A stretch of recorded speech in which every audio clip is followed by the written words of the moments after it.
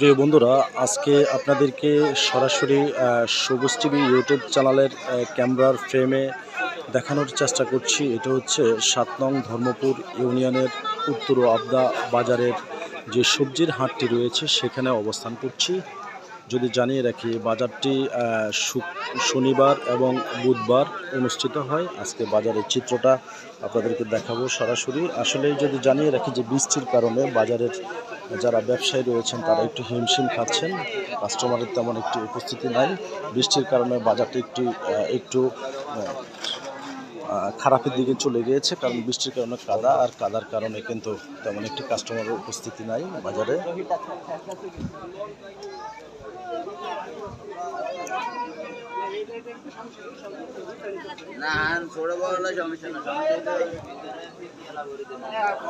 এটি হচ্ছে সেই উত্তর আবদা সবজি বাজার।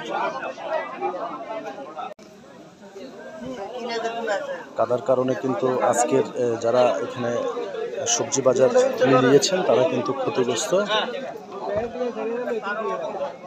আবার না না মালিক ভাই কইছে এটা হইলে যাই না, তাহলে ভাই দিত না।